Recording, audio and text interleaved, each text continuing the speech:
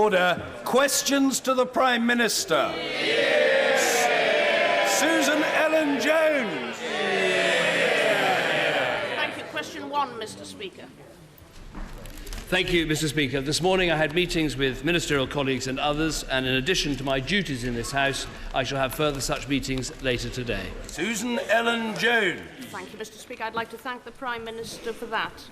Now, following an extensive public consultation, the government's retail sector champion, Kevin Hawkins, described our current Sunday trading laws as a workable compromise that most people seem satisfied with most of the time. Does the Prime Minister agree with him? But I don't agree. I think that there's a strong case for change, but I think it's a change that we should allow local authorities to decide, and that's why we'll be putting in front of the House, in the Citizen Devolution Bill, the opportunity for that to happen. But let me just give the Honourable Lady in the House 2 examples of where I don't think the current situation works. You've got these restrictions on opening hours for many stores. Someone shouted, what about families? Many stores that families would like to shop in.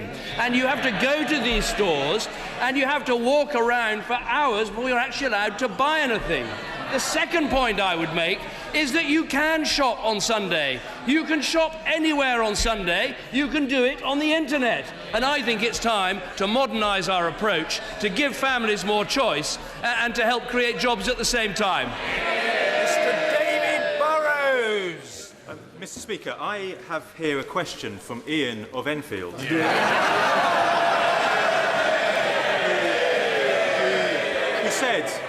Who said, this is an appeal to help those who no longer have any dignity and self-respect, the down and outs. We call for a constructive attempt to tackle this growing urban problem. These words, nearly 50 years ago, of the late and great Conservative Member of Parliament for Enfield West, Ian MacLeod, resonate today. So can the Prime Minister's all-out assault on poverty tackle and prevent homelessness? Well, I'm very grateful to my honourable friend. And Ian MacLeod was indeed a great statesman and a great politician, and someone who believed, like I do, that we should be as active in social reform as we are in economic reform.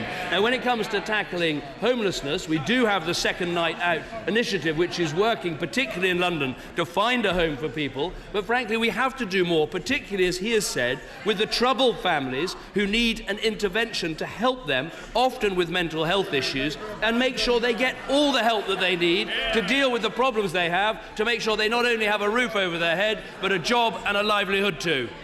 Jeremy Corbyn. Thank you, Mr. Speaker. I know the Prime Minister will absolutely welcome my first few questions because we're returning to his favourite subject of tax credits. Yesterday, one of his backbenchers said, and I quote, "Too many people would be adversely affected by the tax credit cuts. Something must give. For those of us proud enough to call ourselves compassionate Conservatives, it must not be on the backs of the working families we purport to serve." Where was she wrong? The tax credit changes are part of a package, and a package that includes a higher national living wage and tax reductions. And I think that is the right approach for our country. Let's make work pay, let's allow people to earn more, let's cut their taxes, and let's make welfare affordable. And I'm delighted that once again this measure passed the House of Commons last night in a big majority. Jeremy Corbyn.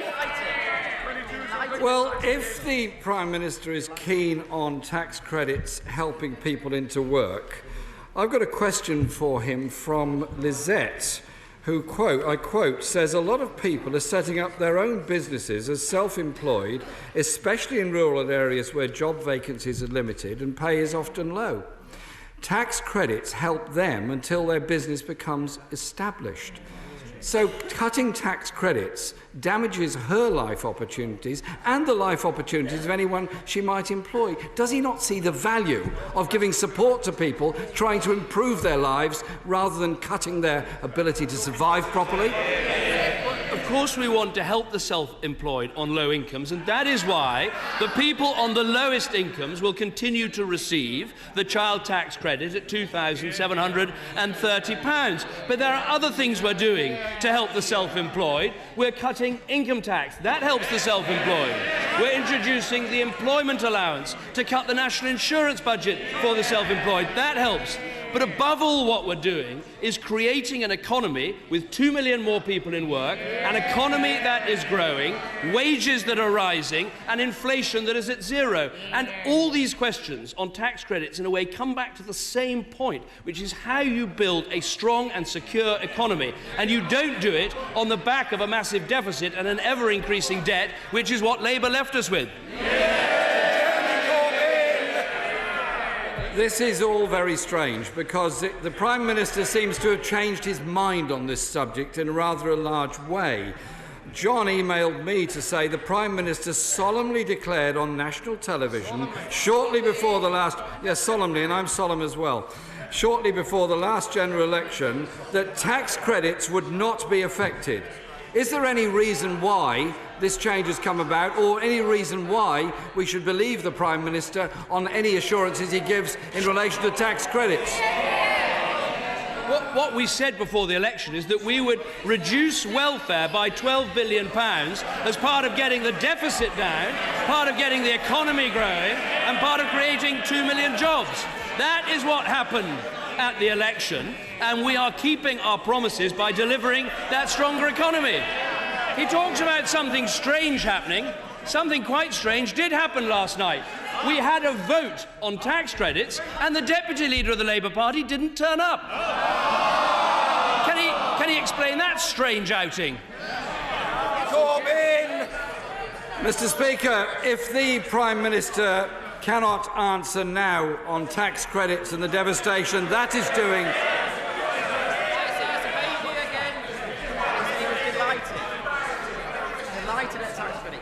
Thank you.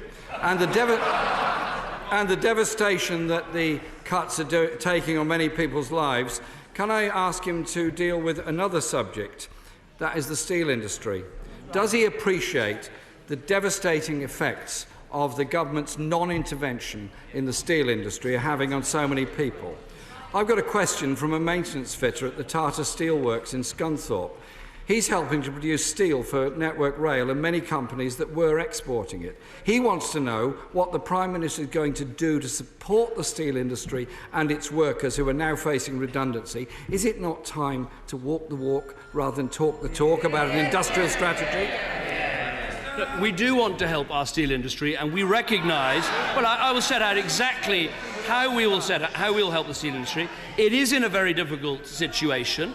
World prices have collapsed by more than half. The surplus capacity in the world is more than 50 times the UK output. But our plan is to take action in 4 vital areas: in procurement, in energy costs, in unfair competition and dumping, and in tax and government support. Now, honourable members opposite are saying, what have you done so far? Well, let me take one example. On procurement, we changed the procurement rules so it was easier to source UK steel, and that is why Crossrail, being completed, 26 miles of tunnels, the biggest construction project anywhere in Europe, is using almost exclusively British steel. That didn't happen under the last Labour government. It does happen now. Thank you, Mr. Speaker. Isn't the real problem the government doesn't actually have an industrial strategy to protect the most important industries we have in this country?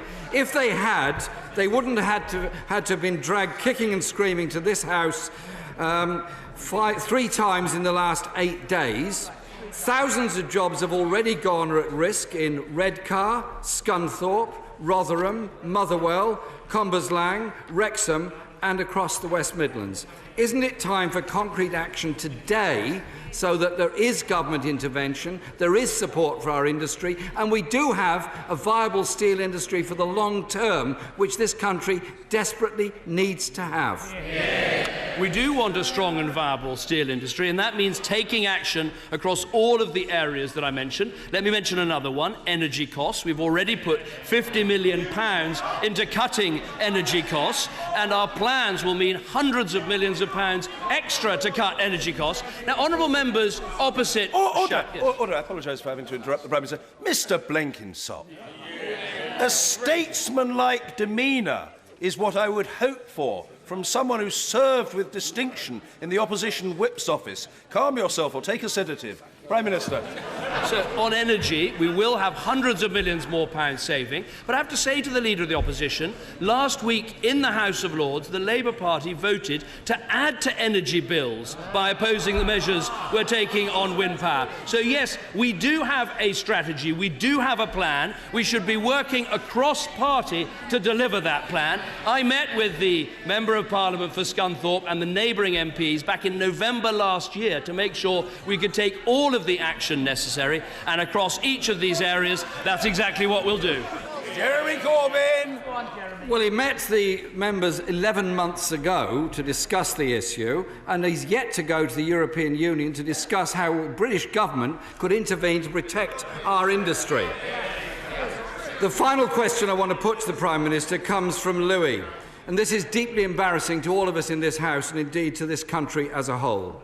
This country, the United Kingdom, is currently being investigated by the United Nations Committee on the Rights of Persons with Disabilities because of allegations of grave and systematic violations of disabled people's rights. This is very sad news indeed, but even more sad is the news that we need to be investigated because of some violations that have occurred. Will the Prime Minister commit now to cooperate fully with the inquiry and publish in full the government's response to this inquiry so that we ensure people with disabilities are treated properly, legally, and given full respect and opportunities within our society?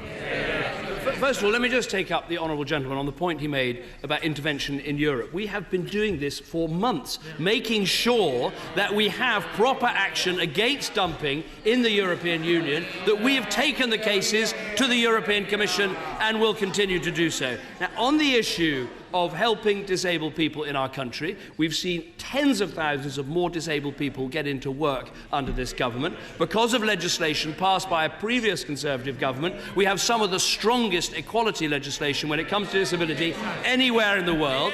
Of course, I will look at any United Nations investigation, but sometimes when you look at these investigations, you find they are not necessarily all that they are originally cracked up to be. There are many disabled people in our world who don't have any of the rights or any of the support that they get here in Britain, and I think we should be proud of what we do as we cooperate with this report.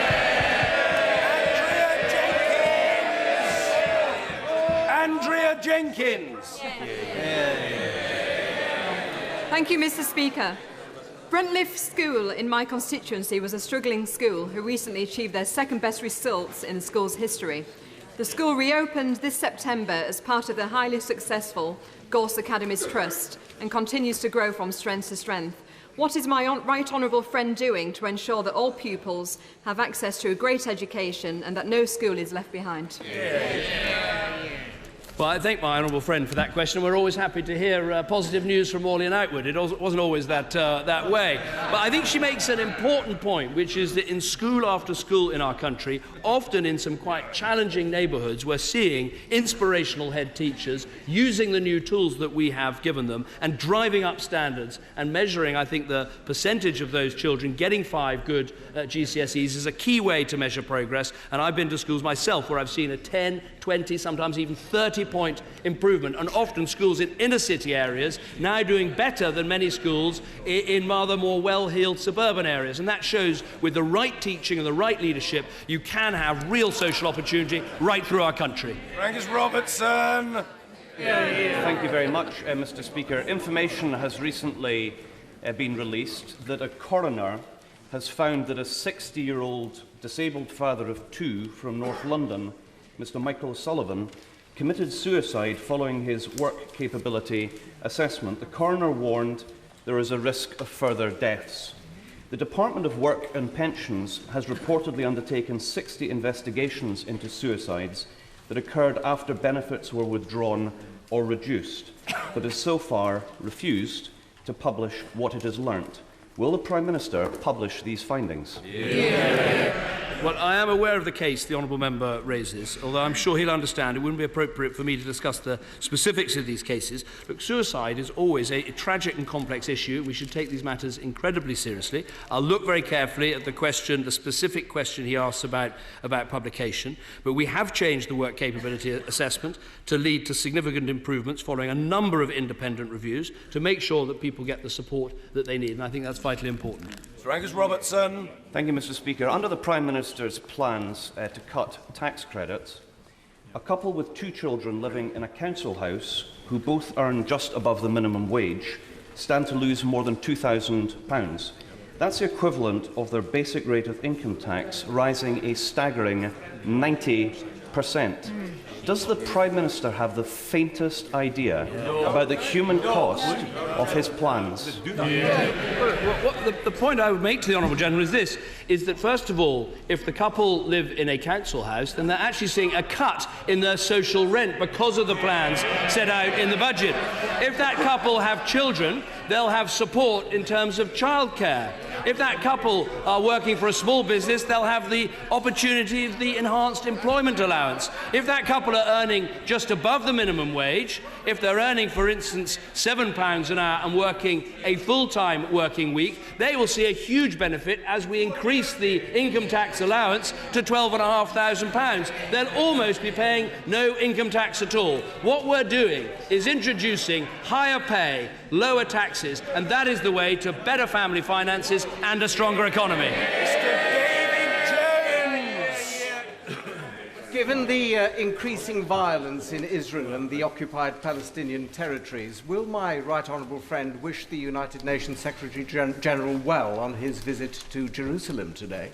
And does he agree with him when he says that wars, checkpoints, harsh responses by the security forces and house demolitions cannot achieve the peace that Israel desires? What about incitement? I would agree that, of course, those things don't lead to peace, and what's required is a peace process to deliver that two-state solution. But I think we've all seen on our television screens appalling murders being carried out, knife stabbings of entirely innocent people in Jerusalem and elsewhere in Israel, and that is completely unacceptable. So what we do need is to make sure that this peace process gets going on a genuine basis of a two-state solution.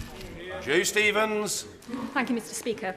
Food bank use has risen by 1,665% since the Prime Minister took office in 2010. And in Cardiff Central, I meet people every week who rely on food banks to feed their families. Does the Prime Minister know how many more families will be relying on food banks as a result of his government's cuts to tax credits? And does he care? Well, what is happening in her constituency is the number of people claiming unemployment benefit is down 20% in the last year. The youth claimant count has fallen almost 20% in the last year, and the long-term youth unemployment has fallen in the last year by 38%. That is what is happening. Of course, I don't want anyone in our country to have to rely on food banks, but the right answer is a growing economy, creating jobs, higher wages, the national living wage, and cutting taxes. That's what we're delivering, and that's how to help Britain's families. Michael. Thank you very much, Mr. Speaker. Does the Prime Minister agree with me that the key to getting higher wages and improving our export drive is actually tackling the productivity gap that exists between ourselves and our European partners? And does he think that actually providing more skills for our manufacturing and engineering sectors is essential to that and will help us deliver that mission? No, my honourable friend is absolutely right. We have an excellent record in Britain in recent years on employment, with record numbers in work. We now need to see the productivity improvements that will make sure we see real and sustained increases in living standards, and part of that is increasing the skills of our population, and that's why the school reform that the honourable member for Morley and Outwood referred to is so important, and also the 3 million apprentices that we target for this Parliament is absolutely vital. Cloughlin. Mr. Speaker, I represent a constituency of hard-working, decent people, and yet in the forgotten communities of Milton, Postle Park, Springburn, Germiston, Garngad, Royston, Blackhill, Rocasey and Haghill, child poverty lies at an astonishing 38.1%. I was going to ask if the Prime Minister was at all touched by the waves of compassion coming even from his own backbenches yesterday in the tax credit debate, but I think we've got the answer to that. So I will simply ask if he can offer a personal guarantee that no child in my constituency will be worse off a year from now.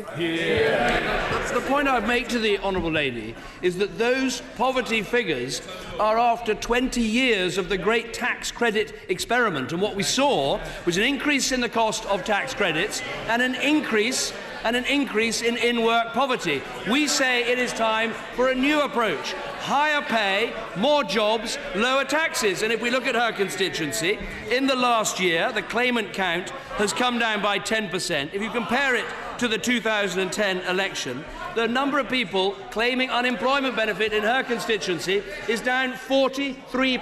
I say, let's give people the chance of a job, of a salary, of a decent wage and lower taxes. Thank you, Mr. Speaker. Given Russia's military expansion and given North Korea's development of a submarine-launched ballistic missile system that can strike the West, would the Prime Minister agree with me that this is no time to campaign for nuclear disarmament? I think my honourable friend is absolutely right. I think it is right to maintain our independent nuclear deterrent, and anyone who has any doubts of it only has to look at the dangers and uncertainty in our world. And frankly, I think it is very disappointing for this country that for so long we had a consensus across party that the nuclear deterrent was right for Britain, and now we have a leader of the opposition who is campaigning with CND. Frankly, it's today that we're celebrating that great film, Back to the Future, and I'm not surprised that many people sitting behind him say he should get in his DeLorean and go back to 1985 and stay there.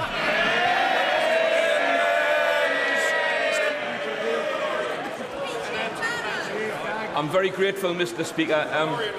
Mr. Speaker, this morning I've been contacted by John, who is a junior doctor in Newcastle, and Alex, who's a junior doctor in my constituency of Gateshead.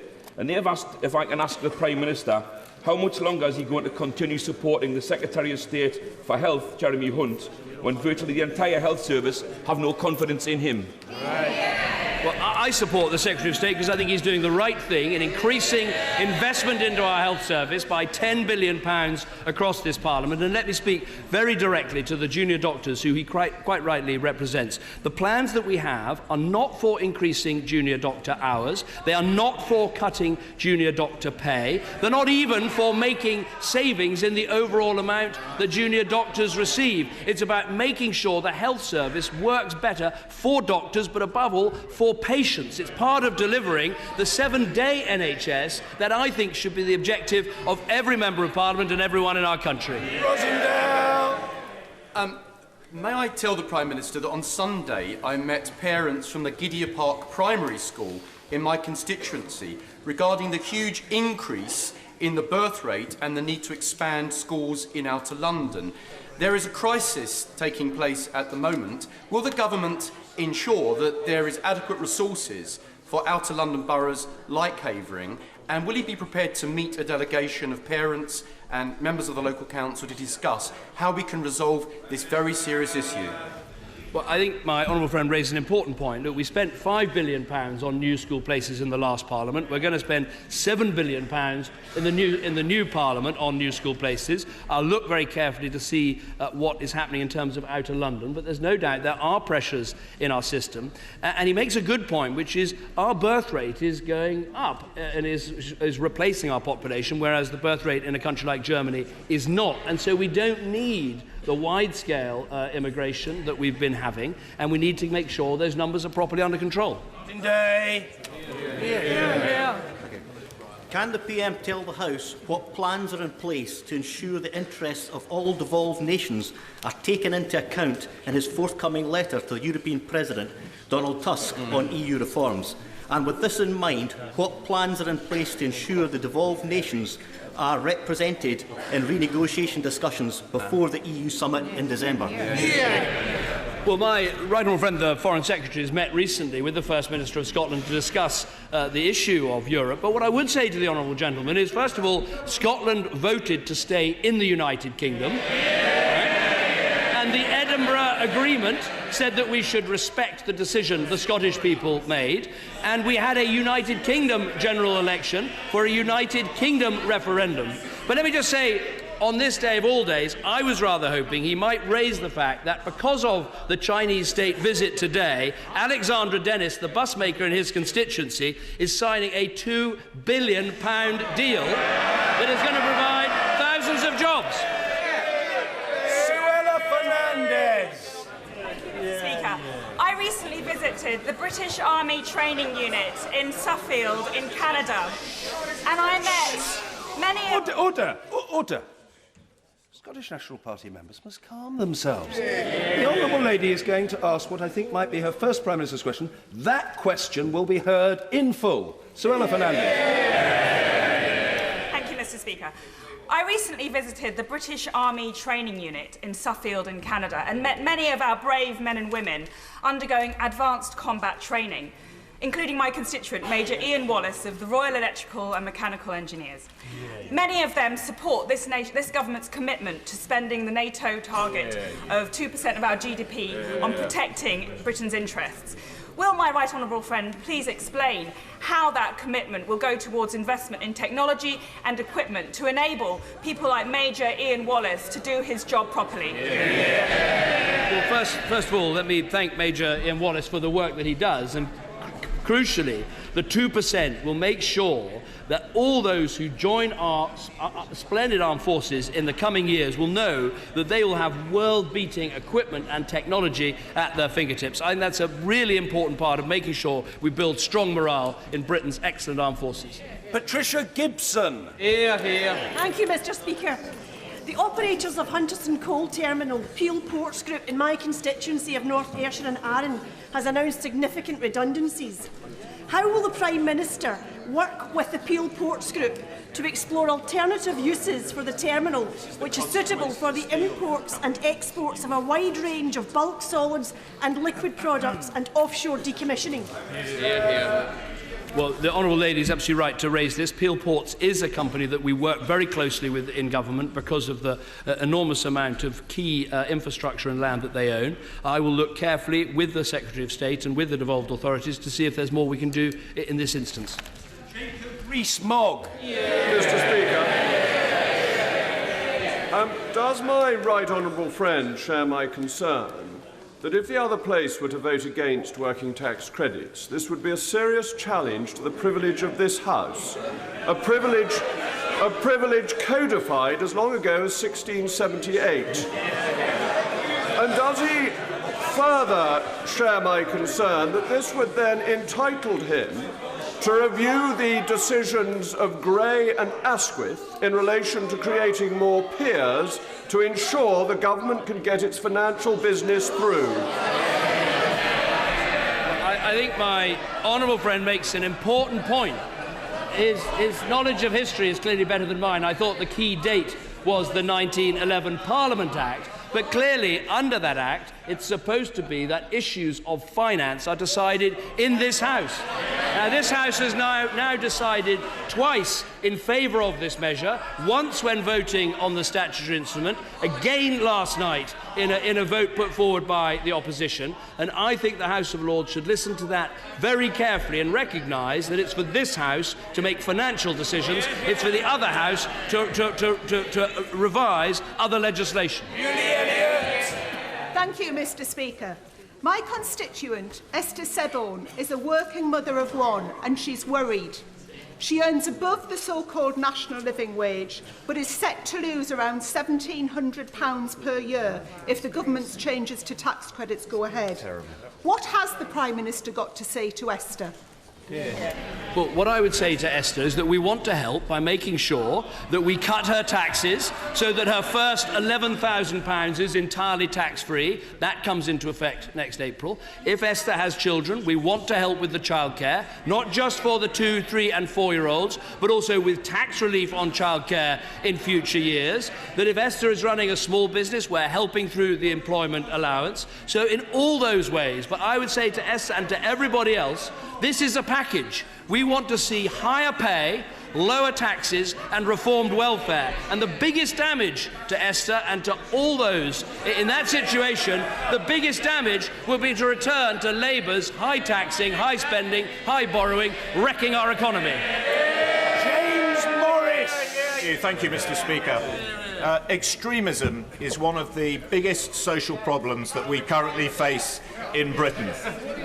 Would the Prime Minister agree with me that we need to redouble our efforts through the government's counter-extremism strategy to redouble our efforts to address this scourge of extremism in Britain? My honourable friend is absolutely right, and that is why we passed the prevent duty and put that duty on every public body in our country, on schools and colleges and universities. And the Home Secretary and I were in a school in Luton this week listening to teachers who said that's actually made a real difference, and referrals into the Channel programme are happening far more quickly because of the changes that we've made. Look, this is going to be the struggle of our generation, fighting extremism and recognising that we have to attack it before it becomes violent extremism. We have to undermine the awful narrative of victimhood and grievance which so many are using, which eventually leads to violence. Anna Turley. Thank you, Mr. Speaker. Thank you, Mr. Speaker. On the 16th of September, the Prime Minister told this House that he would do everything he could to keep steelmaking on Teesside. He failed. And now we learn that £30 million of the support package that the government promised for retraining and economic regeneration is not only going towards the statutory redundancies of those who lost their jobs, but I also have an email here from the Northern Powerhouse Minister to a constituent in Stockton South that says it's also going to be used to pay for the final salaries of those who lost their jobs in the last month. This is an insult. I'd like to ask the Prime Minister, how much more injustice does he think the people of Teesside can endure? We will do everything we can to help, including the financial package that she's set out, making sure that we help people with retraining and with new opportunities, making sure that we help bring new industries to the area. But let me tell the Honourable Lady what we can't do. We can't, in this House, set the world price of steel.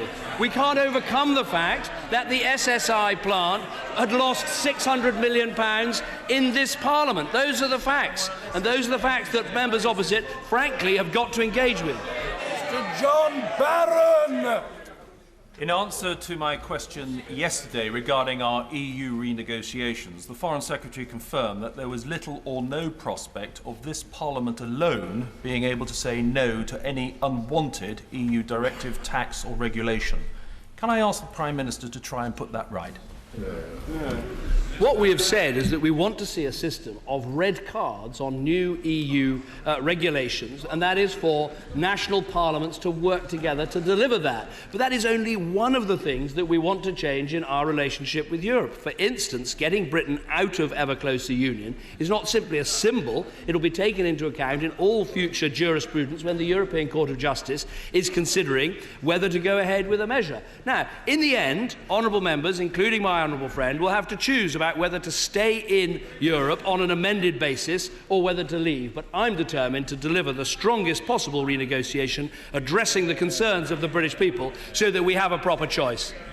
Mr. Nick Dakin. Thank you, Mr. Speaker. Did the Prime Minister make clear to the Chinese President the urgent need to stop Chinese steel dumping? And if so, what was the response? And will he meet once again with North Lincolnshire MPs to see what further can be done to support steel making in Scunthorpe? Yeah. Well, I'm glad that the honourable member was at the summit on Friday. I met with him back in November. Always happy to meet again with him and neighbouring MPs. When this question time finishes, I'm going straight to number 10 for several hours of talks with the Chinese president, and there's every opportunity to talk about this issue. I began those discussions last night, where I think the Chinese do recognise that they've got a huge overcapacity in their own steel industry, and that's an issue they have to address as well. But let me say again, I don't want to make promises I can't keep. We can't set the steel price here in this House. We can't set the steel price here in this House, and we can't go beyond the sorts of steps I've talked about on procurement, on energy, on industrial support. But let me just remind members opposite, they might like to remember something of their own record. Under Labour, steel production halved. Under Labour, employment in steel halved. Since I've been Prime Minister, steel production has gone up and steel employment has stayed at the same level. So before we get a self-righteous lecture from the party opposite, look at your own record.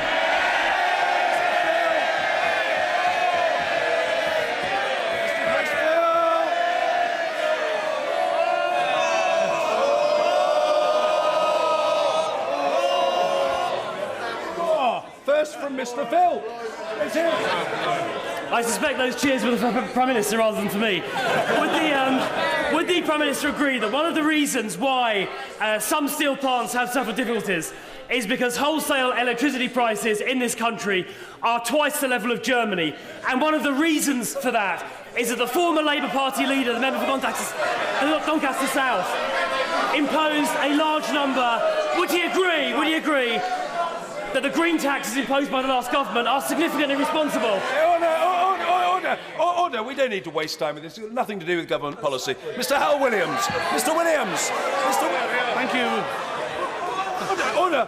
Nothing to do with current government policy. Mr. Hal Williams. Thank you, Mr. Speaker. Thank you, Mr. Speaker. Thousands of people who installed cavity wall insulation now have damp, mouldy houses as the system fails and lets in rainwater.